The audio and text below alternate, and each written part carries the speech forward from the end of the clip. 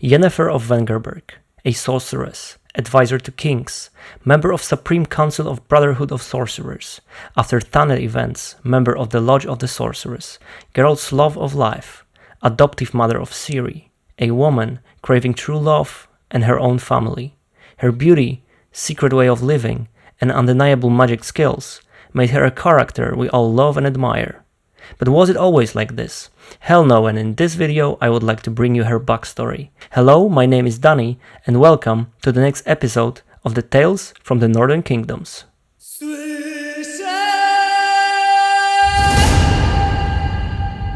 Yennefer was born in Vengerberg in 1173, almost 80 years before the events that were shown in the story Last Wish, when Geralt and Yennefer met for the very first time. In the books, her past was not precisely described, but few times she actually mentioned what happened. I am very happy that Netflix decided to give her a proper backstory. This will be an amazing character introduction before she and Geralt actually meet. In the books, we meet her as a fully formed, strong, and very confident and selfish woman. For many, it was enough to love her at the first sight. In the show, it seems Netflix is going all the way back to her youth years. Yennefer was born as a hunchback. Her body was deformed, and her father blamed mostly his wife for it. Yennefer's mother was half elvish, which made her a quadron, which means she was quarter elf. She was physically and mentally abused by her father. After he left the family, her mother took his role. She was given away to the Arethusa magic school for girls. Her mentor was Tissaia de Vries that I mentioned in the last episode. She had a huge influence on her as a magician and also as a woman. She led her to become what she is today. Netflix in the trailer is clearly highlighting the fact that they will give her a full arc from the beginning of her story, and Tissaia will be a main driving force of her education and growth as a woman and as a sorceress. To understand Yennefer more, it is vital to spot a light on all magicians on the continent.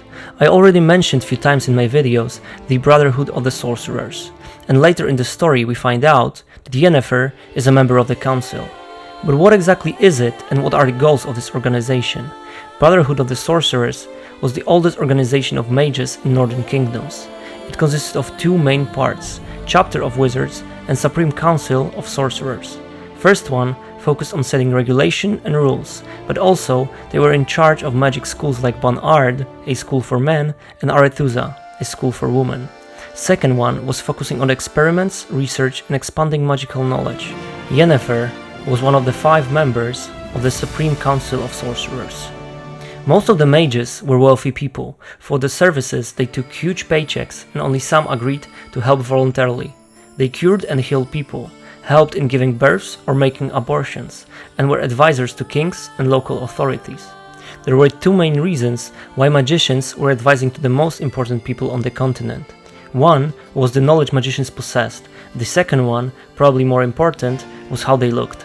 Sorceresses were beautiful, even though most of them were older women, 50 to even 100 years old, but they put illusions on them to look like teenagers or classy women.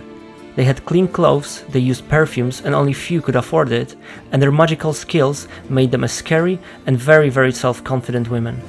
All of the above made sorceresses a huge desire for men in charge in smaller and bigger cities, and this is how some of the most wise and charming mages end up sitting next to kings and queens all around the continent. They were useful in giving advice or healing, but their magic was a weapon that could scare most of the enemies. If we sum it up, we end up with a beautiful, wise, rich and powerful person who wouldn't like to be a sorcerer, and if it's not possible, who wouldn't like to have a sorcerer on his side or in bed. Here we come to the next important detail of the sorcerers. They really liked sex, as a pleasure and as a tool. For pleasure, they slept with other magicians and mostly innocent people. As a tool, they slept with whoever could give them what they wanted.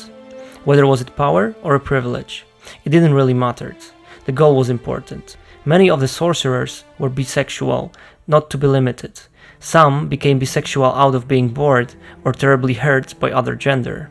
If we consider that someone had 100 years old or even older, it had to become boring after some time, even if you change partners very oftenly. Some sorcerers were huge nymphomaniacs and didn't even bother trying hiding it. I am pretty sure Netflix will highlight it pretty straightforward when we come closer to season 2 or 3 and Thanet events. Now we know more about Sorcerers, and we can finally come back to Yennefer.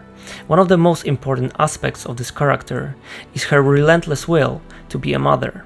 As I said in the episode covering Geralt backstory, most of the sorcerers were infertile. There are some exceptions, but general rule is that magicians do not have children. In most cases, it wasn't a huge problem.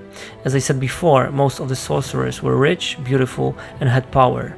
Children in this case were obstacles to having a wonderful life. However, some had a dream of having a normal, healthy, and happy family. Yennefer was one of those exceptions. She had her moments, she tried everything she wanted, and when the emptiness came, she realized that all this time all she wanted was a family, or at least a child, a daughter if possible. The most important arc in her story will be the path to become a mother. At first, she tries to get her infertility cured, but it's not an easy task even for a very skilled sorceress. Then she abandons her quest when she meets Ciri for the very first time. She falls in love with her and becomes her adopted mother over the course of their relationship. They have many memories together. She tries to teach her as much as she can, even though she's very tough and sometimes expects too much from young Ciri. Later on, when an unexpected turn of events split them, she shifts completely on finding and rescuing her daughter. I do not want to spoil the whole Ciri-Yennefer story, so I have to stop here, but their connection is really a joy to read, and I cannot wait until I can finally see it on the screen. Last important part of Yennefer's backstory is her relationship with our main protagonist, Geralt of Rivia. Those two meet in very unexpected circumstances. Geralt, accompanied by his best friend Jaskier, comes to Rinde seeking for help as his lovely companion got almost killed by a djinn, a genius of air element who possessed enormous magic power. First encounter didn't go as well as it could be, and Geralt had to take Jaskier to the closest settlement. The story that happened there is one of the funniest of all told by Sapkowski, and I'm sure Netflix is gonna cover it deeply. However, the takeaway from this story is that Yennefer and Geralt end up together. From this moment to the day they die. At least that was the plan. Their relationship was very rocky. They lived together for a while pretending to be a family, and then they split in various different ways. They loved each other deeply, but it didn't stop them from sleeping with many other people. They were made together for each other, but couldn't really be together for a longer period of time. That was before Ciri appeared. After it, all was different. They finally had a goal, other and greater than clash of their egos, or should I say Geralt's ego crushed by Yennefer's confidence and possessiveness. They were looking out for each other and Ciri in the same time. They both were desperate to bring the family back together. When people ask me what The Witcher is about, the first obvious answer is that this is about Monster Hunter. But the second thought, and the usually one that I tell, is that Witcher is a story about a family that wants to be together above all. I was very happy when Netflix released Witcher to the internet. The captions under all of the content covered this great pursuit of Geralt and Yennefer and Ciri to be a happy family, at least for a moment. That gives me hope that this series will start a new era in the fantasy TV shows. Thank you guys for watching. I hope you liked the video. If you have any questions concerning Witcher universe, do not hesitate to hit me in the comments or on social media. I am available on Twitter, Facebook and Instagram. If you want to see more videos, please hit that subscribe button to help my channel grow. Farewell and good luck on the path.